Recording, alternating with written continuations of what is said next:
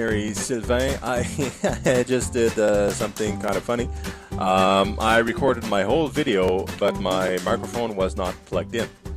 So I was talking to myself essentially for about 20 minutes. Anyway, this is a redo. I'm taking my mulligan. For those of you who know golf terminology, means like I'm going to try again.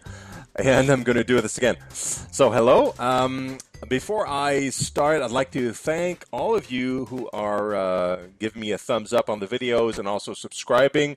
It's great to have a following other fellow revolutionaries that are thinking about the planet, thinking about the population, that want things to change for the better in a peaceful way, but quickly and you know, with some strength behind it, because the subject of this video is actually the power is in our hands. This is the people power.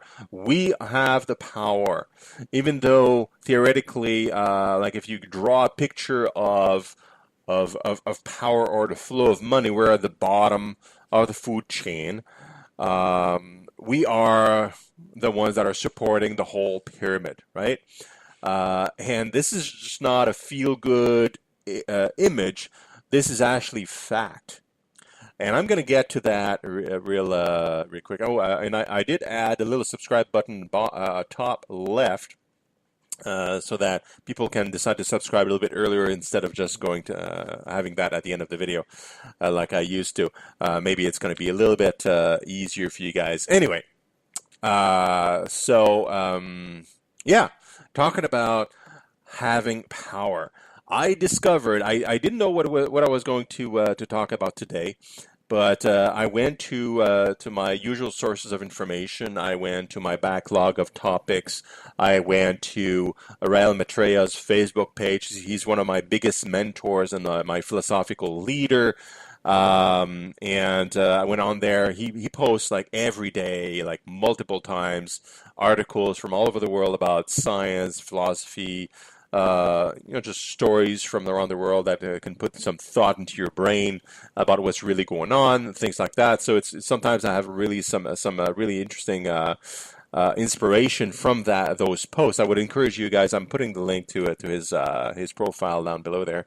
You can choose to take a look at what he posts on a regular basis as well. No problem, and share and do the revolution, right? And something caught my eye. I saw Woody Harrelson as a video on there. I was like, well, what is that? What the hell is that?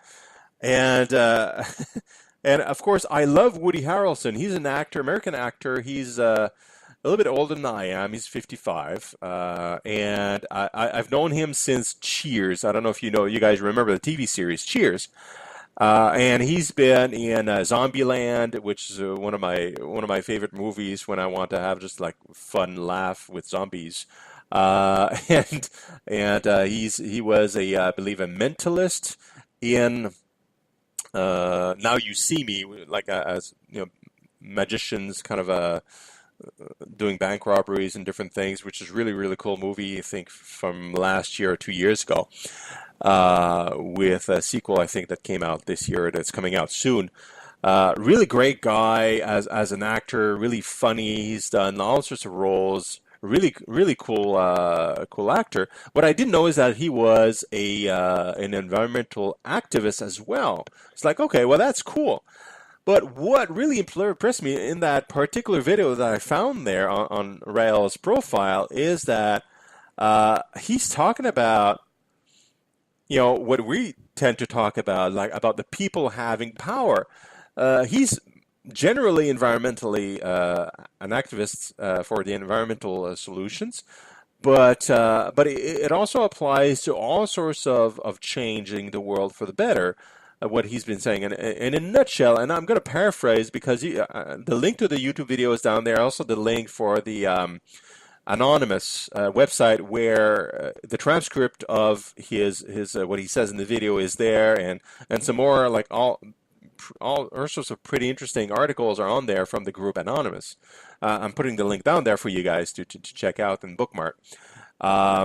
What he says essentially is that, well, we are the ones that have the power. We're the ones that are spending the money to receive stuff, or spending our time in the system where we are, the political, social, economical system that we are in, we're the ones that are putting our time. We're the grunts.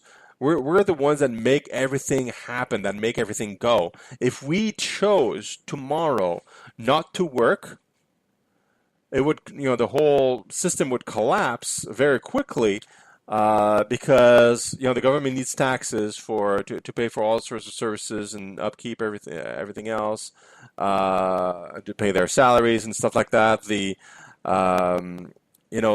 big businesses need us as employees to make stuff happen, to provide services and all that stuff. I mean, we're the foundation of everything that we see as powerful. If we stop voting, which I highly encourage you to do, if you stop voting and criticize the government and ask for a change of political system to something where the people have control, have real control of our own destinies, if enough people do that, it would actually happen. It would actually happen. If you want, for example, if you want to protect the environment, stop buying stuff you don't need, number one. Anything you don't need, don't buy it. Very simple. And by need, I mean need. Like, if it's not food, something that lets you feel secure, like a home or heating and, basic stuff. And I guess a little bit of actual entertainment, for funsies and things like that. I mean, minimize your purchasing. You can borrow, you can rent, like, you know what I mean? Like, minimize your purchases to the bare minimum, and think about whether or not you need it, or do you need to own it, that kind of deal. If you do that, a lot of businesses would change how they produce things. Also, if you buy things, like among those things that you do need, buying things that are actually environmentally friendly, and I'm talking about from production to usage and disposition, or disposal, sorry, not disposition, of the product.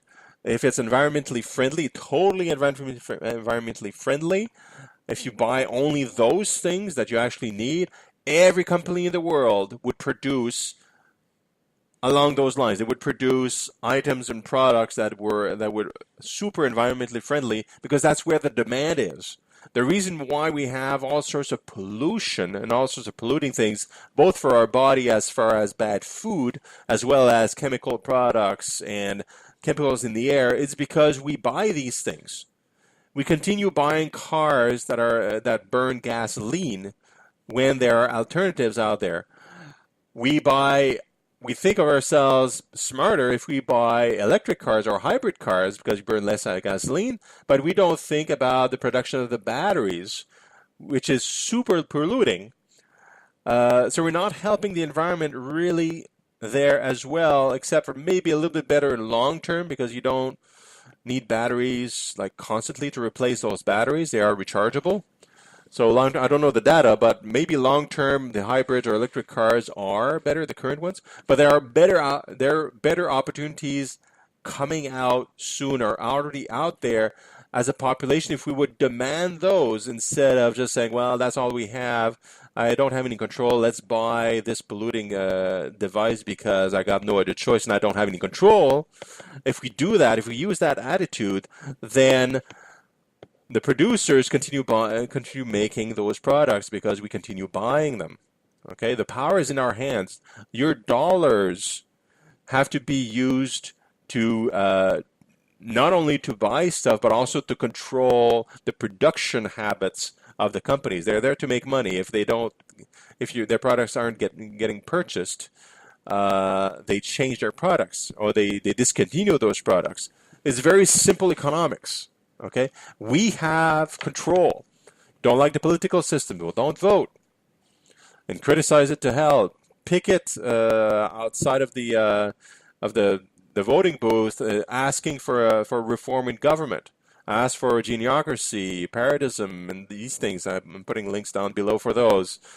Check them out. We need to have a system where the people will get what they need, not businesses that have their own interest to serve bigger businesses and bigger families that own all the banks up there.